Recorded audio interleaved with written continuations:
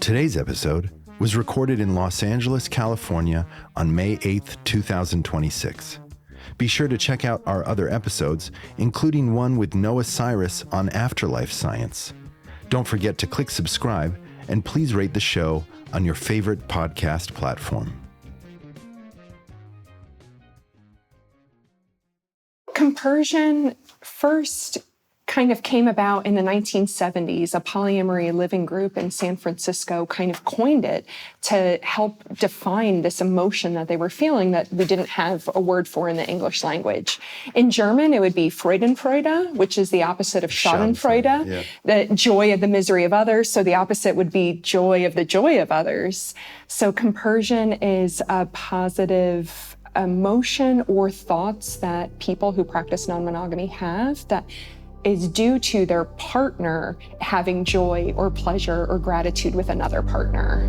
I wanna take you. I wanna take the society out of you. I wanna bend you. Oh, I need just the image of you. Welcome to Sing for Science, the show where musicians and scientists talk about music and science. I'm your host, Matt White. Each week, we'll talk about a song by our guest artist and how it connects with our guest scientist's area of expertise. Today, we'll be chatting with actor and musician Jena Malone.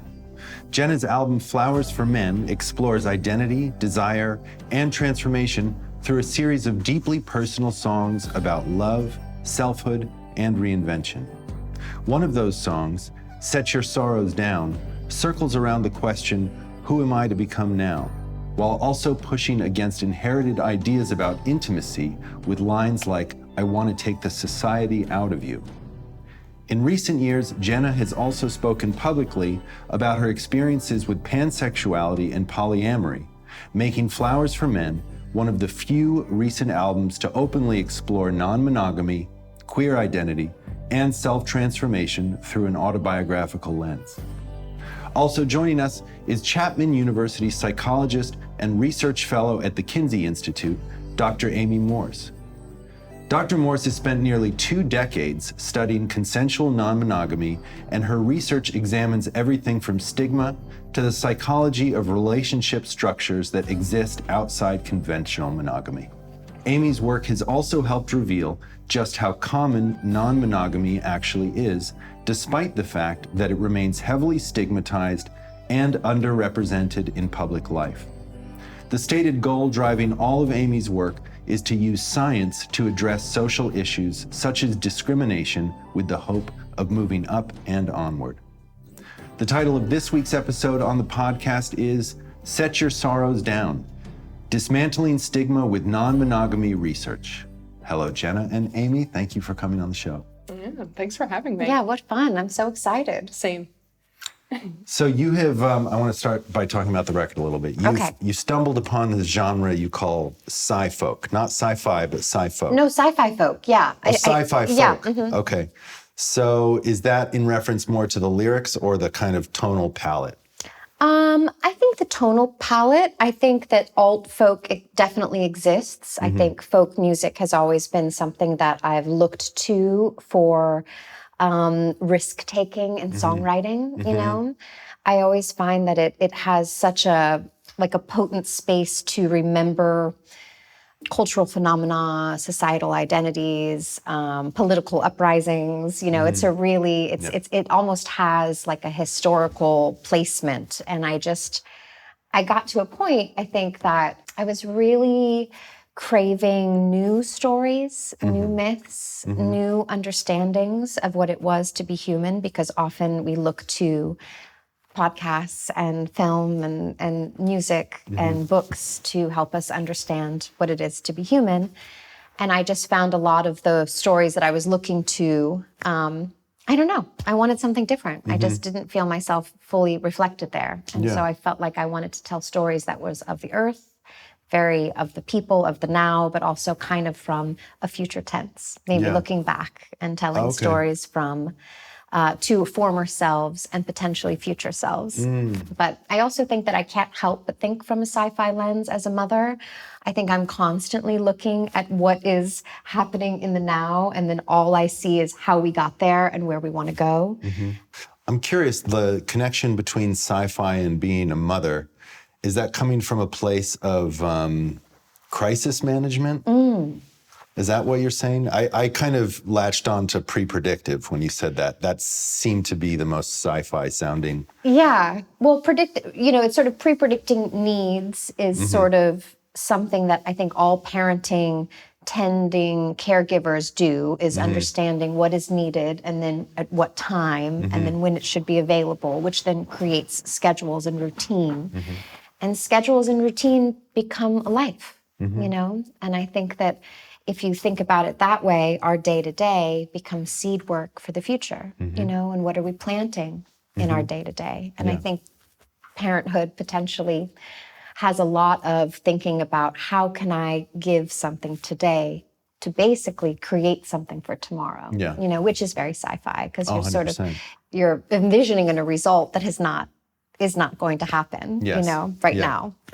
You're just kind of guessing, And this song that we're talking about first, Set Your Sorrows Down, really has that element baked in with is that a vocoder or an auto-tune used on the vocals? It is, yeah. A lot of the stuff is using different forms of auto-tune and vocoder and distortion, manipulation. I find that sometimes it's easier for me to write as a different embodiment if I'm able to change the way my voice sounds in such a drastic way. Yeah. And dear listeners, for those of you who don't know, with a vocoder or auto-tune, Jena could literally sing any single note and paint in the melody.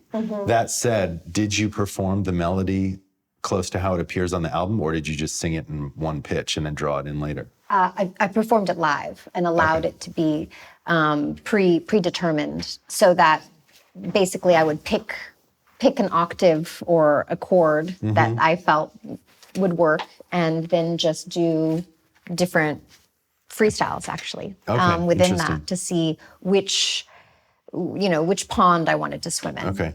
Well, let's get into the topic at hand. I don't know if you knew this, but Amy has actually taught this body of work to her students. It's so cool. I did. I know. I can't wait to hear about it. They're your biggest fans now. That is so cool. And this one lyric, and I think the one that I mentioned in the intro, the song that I think represents this topic, studying consensual non-monogamy best and set your sorrows down, that this lyric, I want to take the society out of you. Would you care to offer your take or your students' take on that? Sure. And that was, when I first heard from Matt, I looked over all of your lyrics, listened to the songs, and that was the one line out of many, but that was very prominent for me, where I was like, oh, that feels like a paradigm shock. Some people describe this idea, and it could be related to sexuality, it could be related to non-monogamy, but it's this whole new way of thinking. You have this paradigm shift of, I was doing this one thing and it aligns with society ideals, it aligns with all of these examples, and now I'm doing something radically different. And not only is it different, it's a choose your own adventure. Non-monogamy is agreements with different people that you're talking with, and you can go on all of these different paths. And so when I first read that lyric, I was really thinking oh, I wonder if you're capturing this paradigm shift, or as another researcher put it, there was an ethnographic study where an anthropologist lived with two different egalitarian communes. And on these different communes, a lot of people were practicing polyamory. They weren't inherently polyamorous communes, but they were egalitarian spaces. And she documented this idea of the dominant culture hangover. So people were unlearning monogamy and unlearning kind of patriarchal ways in which they were taking part in their interpersonal relationships and romantic relationships. And they had to work really hard to get rid of that hangover, that managing and talking about possessiveness and jealousy. And I was wondering if part of that, and then also how you're speaking in the future tense, who are you going to become now, is a part of that. Yeah, I mean, I so appreciate that. I cannot wait to get into this conversation because I feel like I've been such a hungry student within relational styles, intimacy. For me, I want to take society out of you is the most romantic thing that I think anyone could say to me in some ways, because I just feel like where we are in our place on this planet of, late stage capitalism, and we have a lot of things happening in America. I feel like it's really hard to feel ourselves reflected in society, in culture, because there's so many shifts and paradigms. Like you're talking about paradigms, I'm sure what an incredible scientific phenomenon that each paradigms and consciousness shifts happen every 70 years, and that we sort of get these tiny seeds that bloom and take over whole ways of thinking, and then sort of it always correlates with giant scientific breakthroughs, whereas with Newton, and that theory of you are this and I am this, and that sort of separatism, which then emerged 70 years of this paradigm of, I am what I think, I am what I do. And now with the birth of quantum theory and science and those amazing new sciences, what are our new paradigms that are going to be birthed from that new scientific understanding? And I think the number one is it's instead of, I think, therefore I am, it's that I feel, therefore I am. The sort of like gelatinous, omnipresent feeling of being human and alive, and how indistinct and hard to describe that is, and how hard it is to paint that onto society, And so when I am thinking about love and the growth space and how tied that is to what I learn about soil cycles and, tending your gardens. It's always about, I want to take what I know out of the person, and I really want to get to know them from almost a completely childlike way, Yeah. And that makes sense with how you open the song too, like wanting to be with someone in their fullest extent, in anger or, all of these silence, different emotions, in fullness, Yeah. Tell me about your background. You said that you've been studying this subject for 2 decades. What brought you to it? Yeah, I am someone who studies social relationships. So it's social psychology, meaning how we relate to each other. Some people study social relationships in the workplace. Other people study romantic relationships, but within the field of psychology, and if you look at any other field, economics, criminology, public health, they all have the same finding that the relationships that we have are the biggest predictors of our well-being and also society's collective well-being.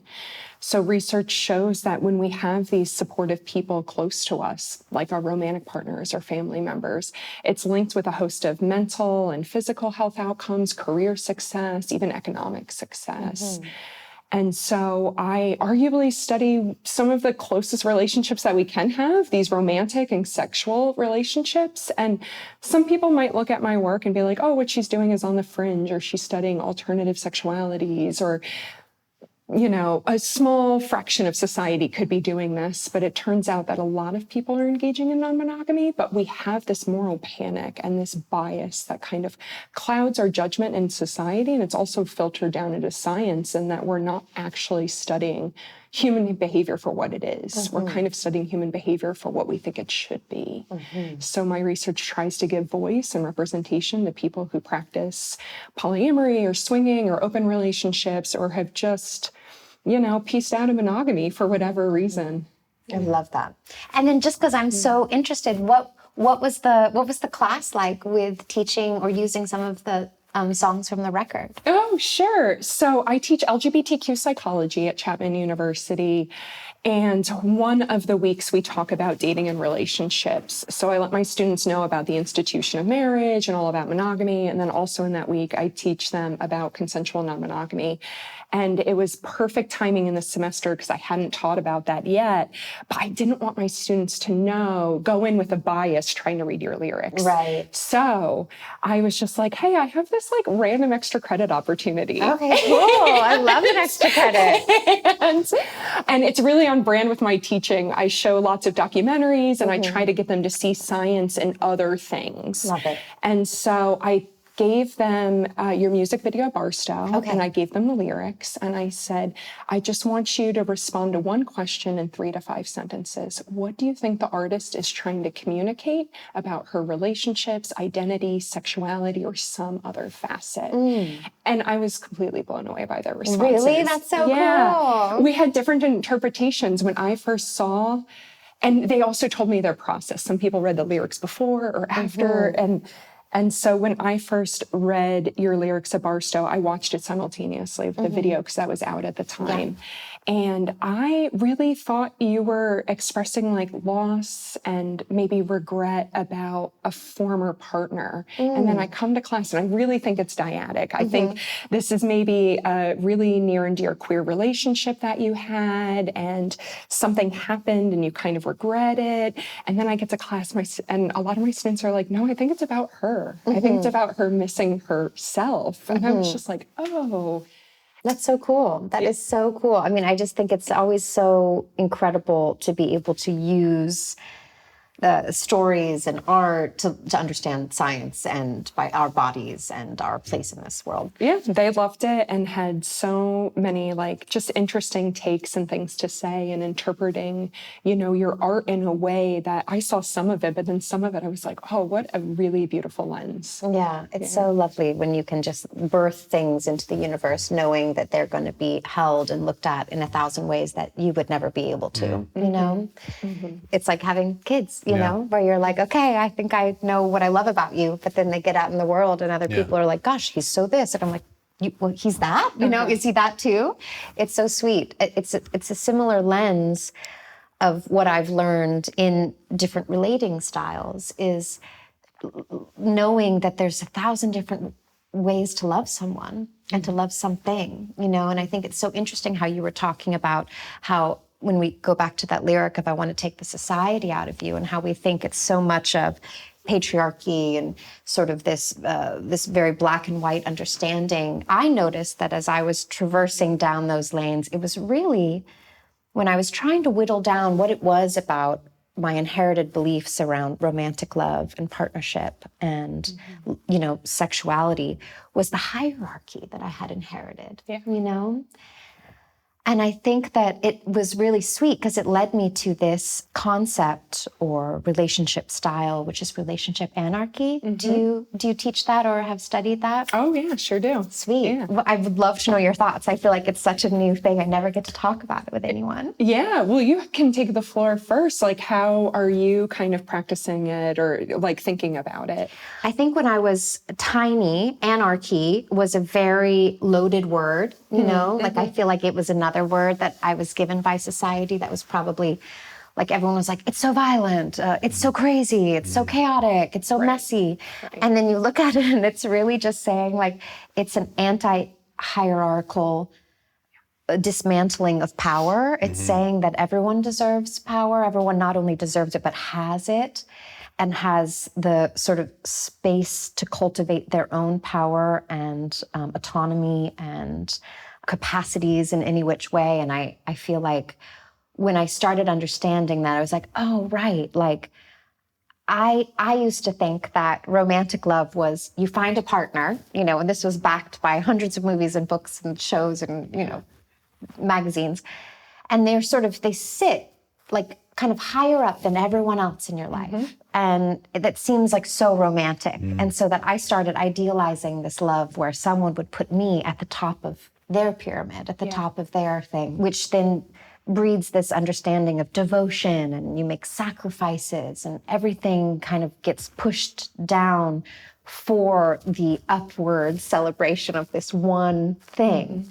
And it just never fully worked, you know? Like, I remember being younger and having a very, like a career or whatever, you know, at a young age. And not a lot of women my age had careers because I started acting at 10. And it was a very strange dating position, I can imagine, to have like such power as a young woman. And it was often, I felt like I had to kind of push my career down in order to hold or uphold or engage in a romantic relationship. And it was just sort of one example of how hierarchy was kind of at a disservice to me.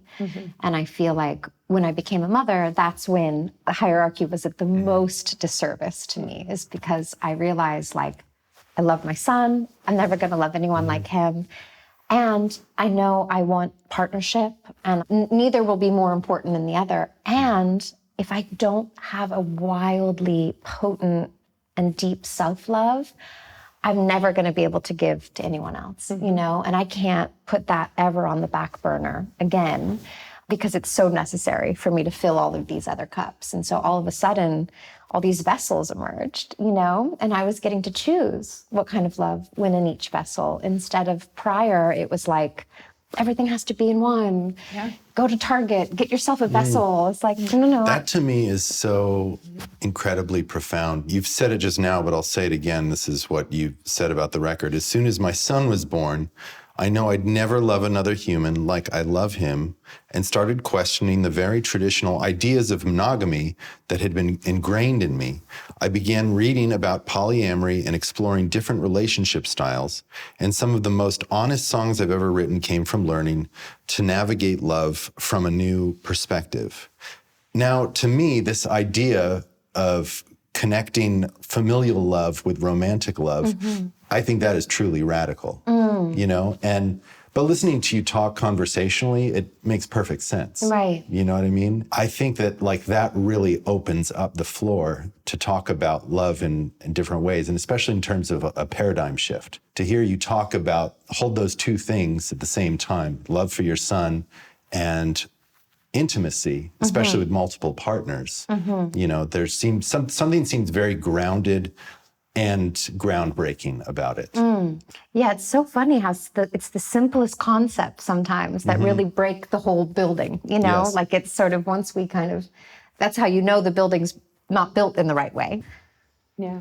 I mean, how have you learned to navigate those spaces within your own personal life, learning about holding love in many different facets, you know? Yeah, it's been a slow unfolding journey over the last few years. We're not even few years, 15 years, but really it's got me skeptical and kind of challenging everything. Not skeptical in a bad way, but just sort of I kind of have developed this almost auto reflex anytime I'm given new information. Is that what someone is telling me I should think? Where is this coming from? And especially when it comes to love and relationships. To your points about relationship anarchy, I think this sort of value system that people who practice relationship anarchy is, I get that some people call it radical, but to this previous point you were making, it's actually quite simple. And this idea that, you know, why do we have to rank a romantic partner as the most important person in our life? And when that clicked with me, you know, some 10 years ago, I started treating my friendships way better. And I'm an only child, so they're almost like sibling-like. I'm an auntie in a lot of my friends, family lives. And it's just I just grew up with this idea, like you're articulating, that the romantic partner is supposed to be at the top of all of the importance of my life, but then also they're supposed to give me all of these needs. They're supposed to be my dating sexual partner that's unrelenting. They're also supposed to be my caregiver. That's a hard switch. You know, they're also supposed to be my career cheerleader. They're supposed to gas me up all the time. We put all of these pressures on this one person when it's why aren't we doing this with our friends or with other people, or even for people who want multiple romantic partners? Why is it just forced onto this one person? Because it's such a tall glass of water to fill. Yeah, monocrops never work, you know?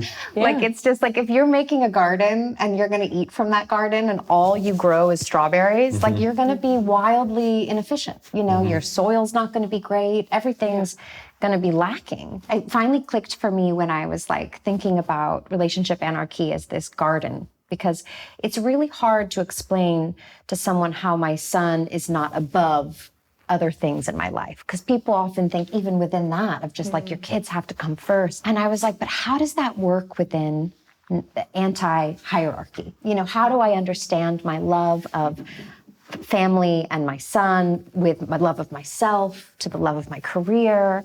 You know, there's all these loves and they all kind of deserve time and attention. Like, who gets it first?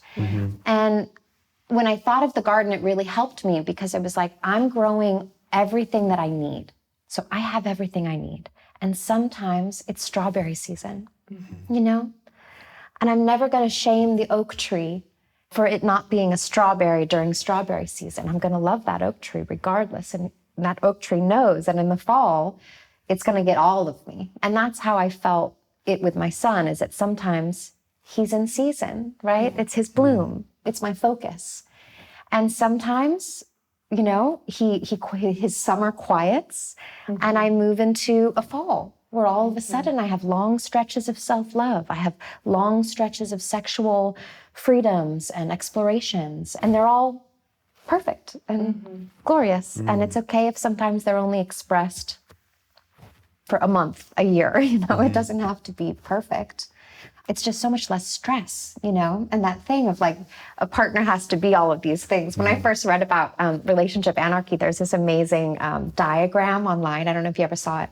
It's basically like, what do you put in an intimacy basket? And so I was like, oh, we're forming these vessels from the ground up. And so it's like, I don't want to have a house with a partner. Great, I don't need to. I don't want to have children with another partner. Perfect. We don't have to put that in the vessel. I want to only have, like, you know, devotional sex with one partner. Great, let's put that in. How do you define devotional sex?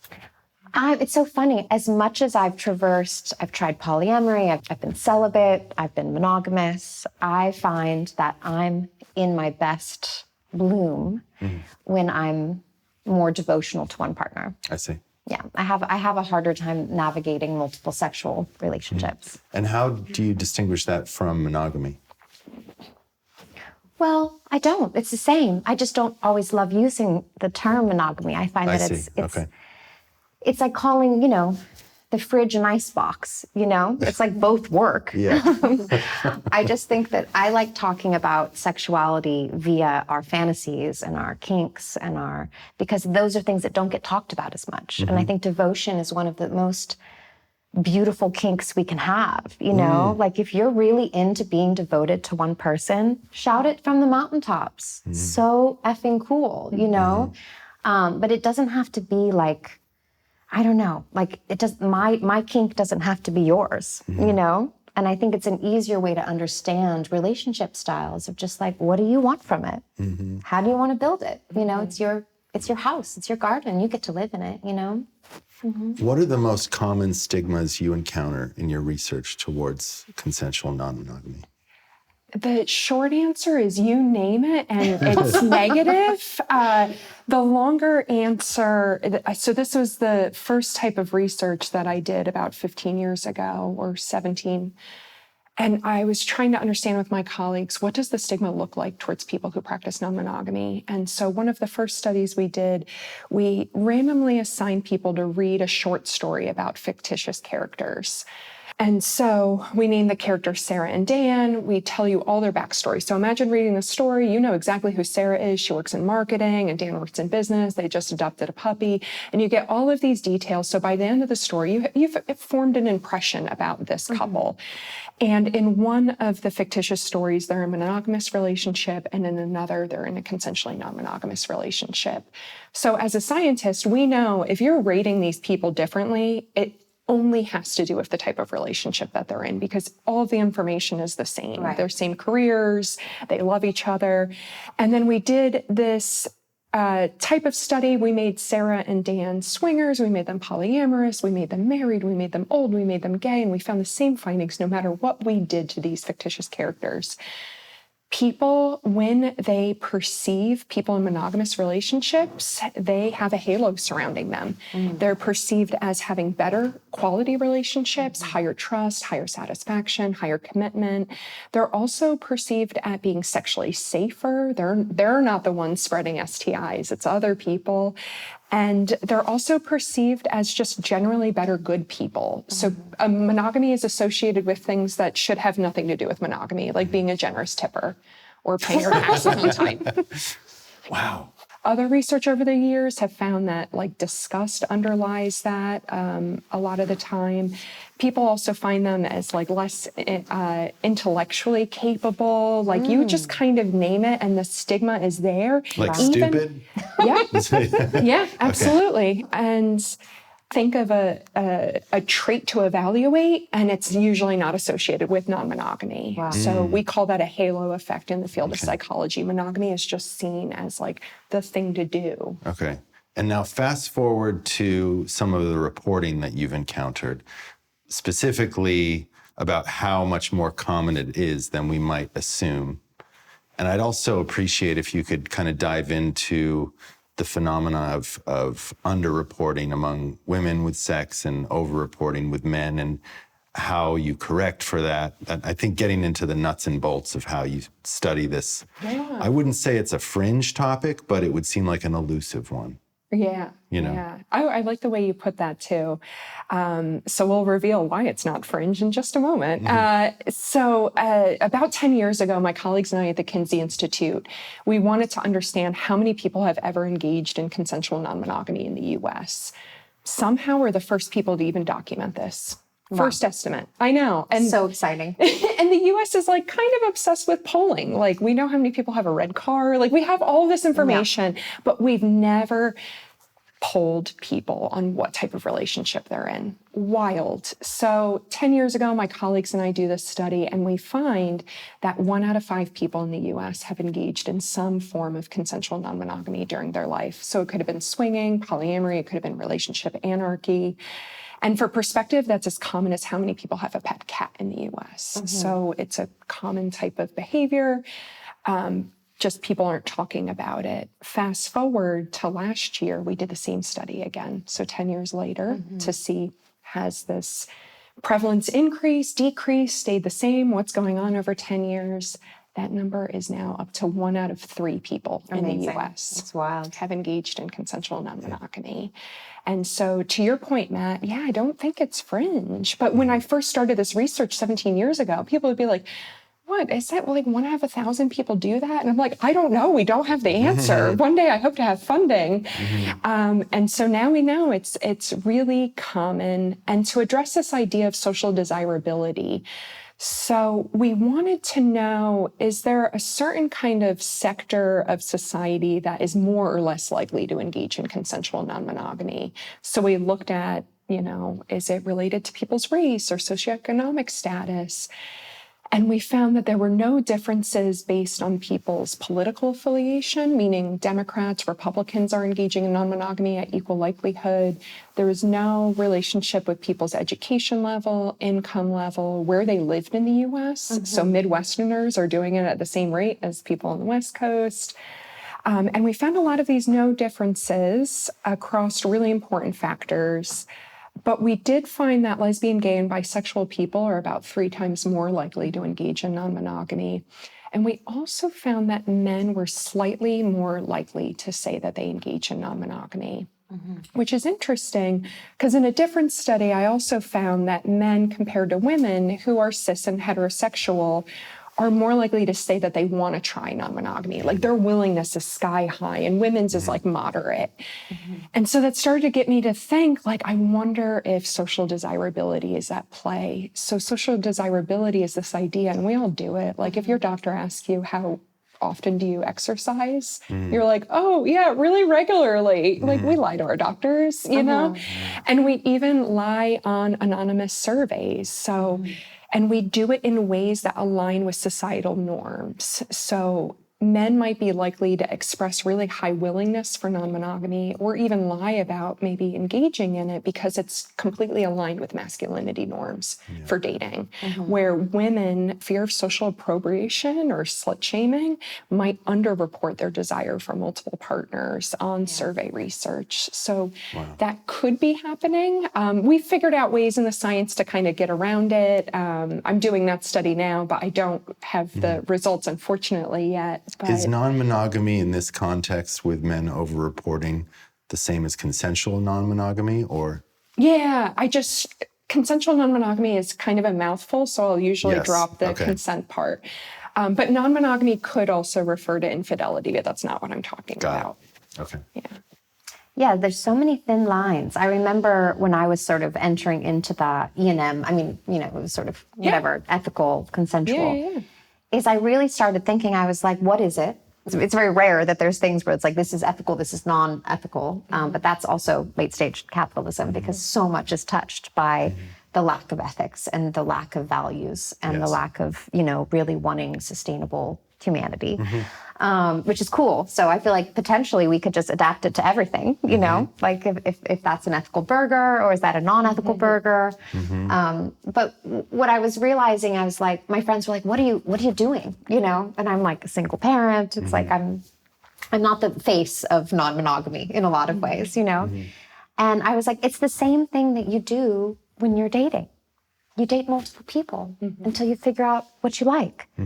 The only difference is that it's inviting in a higher ability to have conversations, right? It's just asking for more transparency. Transparency is built into it. So consensual is like, you're gonna, if we're all dating, or if I'm dating everyone in this room, you guys will all know that I'm dating multiple people, And that, Might even be friends with each other. yeah, and it's all, but it would be what our society has sort of given us as a template is that date a bunch of people, but don't really tell anyone that you're dating all these people. Don't really say how many or with who or what time, And that's so awkward.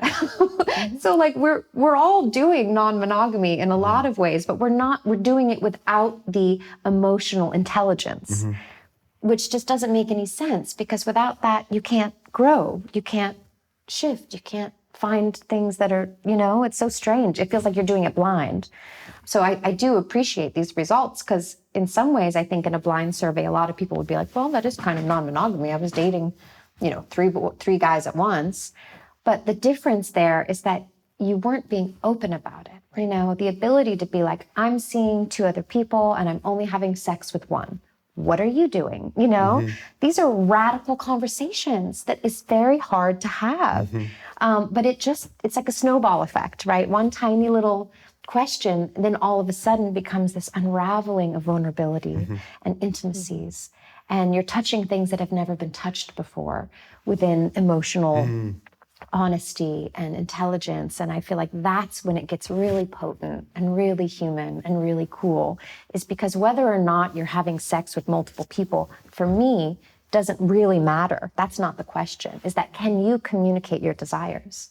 Can you communicate the boundaries that you want to be, how you want to be held and how you want to hold other people, And I think non-monogamy gives you more tools of emotional intelligence than monogamy does. Monogamy is a very blind man's bluff, we're all just walking down the plank and not really talking about what's really going on, which just seems so strange. Does this snowball effect that she's talking about with compounding vulnerabilities in a positive way, does that lend itself to this idea of compersion that you've told me about?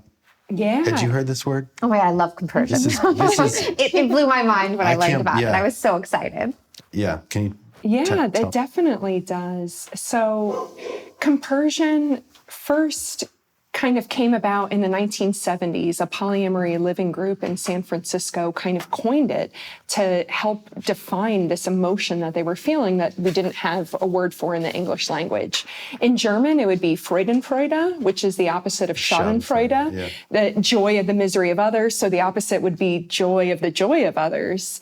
So compersion is a positive emotion or thoughts that people who practice non-monogamy have that is due to their partner having joy or pleasure or gratitude with another partner. So it's feeling really good, like excited or thrilled, or even just maybe less of an intense emotion, like a deep gratitude or pleasure that your partner is happy with someone else. Have you experienced this, Jena? Well, as you were describing it, I always thought that it was not necessarily about because compersion and jealousy kind of felt like there was sort of this spectral something, that you can be jealous of someone's, and it's not even about their other partner, but it's just sort of about something else, something that's outside of you, right? And then for me, the compersion was a joy from other people's joy, whether they got it from themselves, from their work, from their kids, from their partners, from, fantasies, or is it more relational focused? Oh, just the original way the word was constructed was more relational focused, but you're absolutely right. Over time, researchers have started to document, we feel compersion in a lot of different ways. Like a parent would feel when your kid reaches a really big milestone, or all of those examples that you gave. So it doesn't have to be tied, just the origins are tied to this very specific when they coined non-monogamy. So in that way, I have, so that it's been a multi thing, but I've also experienced the opposite. I think before I went on the journey of trying to reinterpret, kind of burn my entire reading style down to see what actually was there, I felt a lot of jealousy. I felt a lot of insecurity. I felt a lot of tension, unspoken tension, which of course now looking back at a lot of my relationships, I was like, it's because we weren't communicating. So we were all blindly operating from unspoken rules. That's the worst way to enter a room, Wow. Have you ever felt compersion? I mean, I'm just going to out myself as kind of the fuddy-duddy in the room. It's okay. I love it. First I'll say this about kind of my own prejudices about consensual non-monogamy. I think of course, it's informed largely by cultural bias, and everything you've been saying about the hierarchy, I reject as much as I embrace. Right. But I also find that it's hard enough to maintain a healthy relationship with one person. Like the thought of maintaining several strikes me as very overwhelming. I can't get my head around this idea. I mean, I believe it. I believe that you've experienced it, but it truly blew my mind when Amy told me about that. To consider that you could experience joy in one of your partners realizing their sexual fantasies with another partner. Totally. I think that for me, it was less about the just sexual, Yeah. Because sometimes I found that even in relationships, my friendships would be a point of contention, of jealousies or insecurities amongst my partner or my boyfriend at the time, is that if I spent too much time with my girlfriends or had a sleepover or, 1,000 things. There was always small little things that intimacy from others was this outlier threat that no one could put a dial on. That's a good point, yeah. And it felt like a minefield sometimes. And I feel like in helping me unlearn a lot of those things and unpack my own insecurities and fears in that space, it really did help me be like, God, yes, go have lunch with your best friend, Don't ever set that down, because God, that part of your garden is so lush and beautiful.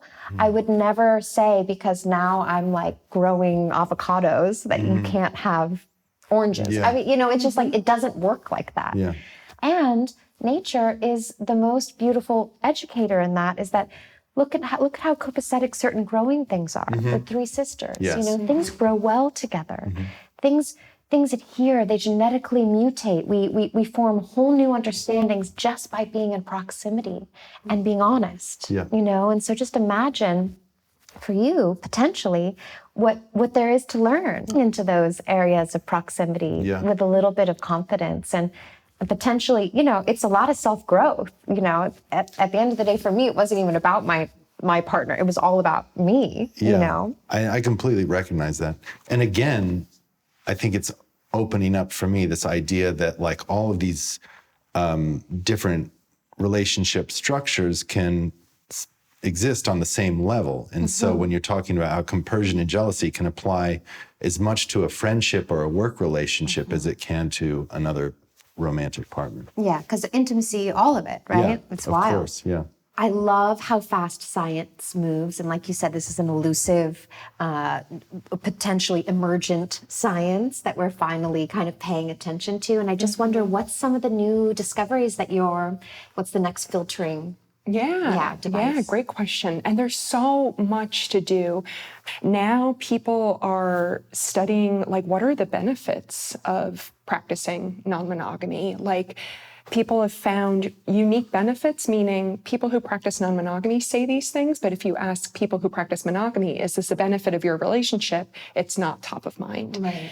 So benefits like diversified needs fulfillment, which circles back to some of our earlier conversations. People feel like they get their needs met in different ways, and they also don't feel that pressure to be the caregiver, be the cheerleader, all of those needs onto one partner.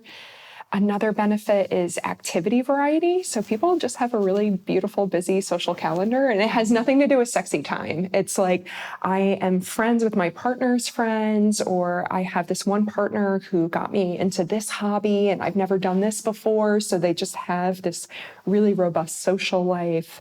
And then another benefit is this personal growth and self-development journey, like feeling like they really learned a lot about themselves, really interrogated, how do I want to live my life, through their exploration of non-monogamy. And then some other kind of new research coming up is, what can we learn from people who practice non-monogamy? So arguably it's a really valuable skill set to mitigate jealousy. And how can you do that with multiple people? I think that the field of couples counseling or therapy could learn so much from studying how people who have multiple intense bonds with people, whether they're platonic life partners or they're romantic life partners, but how do you unlearn jealousy or mitigate it or talk with your partners?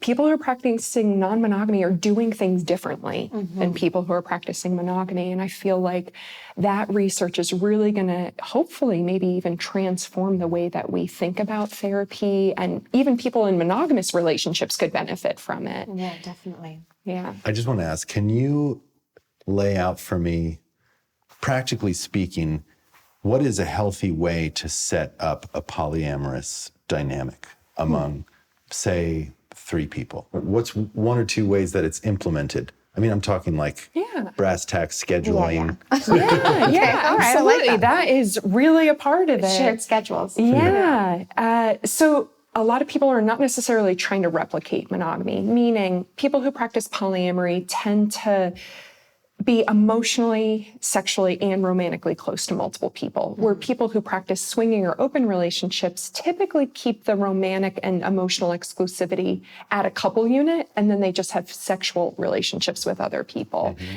I think it's a lot of communication around what they want, and kind of making what lives in our head and these fantasies, or like what people would like to try out, in reality, and then maybe even amending things as you go on. Of course, Yeah. It's a constant amendment, which is sweet. I mean, it's sort of also what we should be doing in our own local governments and politics. I mean, it's like every day we're new people, you know, we have new needs. I'd like to end with this, Amy. I think what you're doing falls equally in the bucket of humanities as it does in the hard sciences. And I would like to hear from you to speak to why the humanities are so important. Yeah. Human relationships are such an important part in terms of understanding the effects of colonialism and understanding the effects of religion. Currently in our society, we're going through this really big backlash around topics that are considered diversity, equity, and inclusion, which is frankly almost all of the humanities and social sciences are those topics.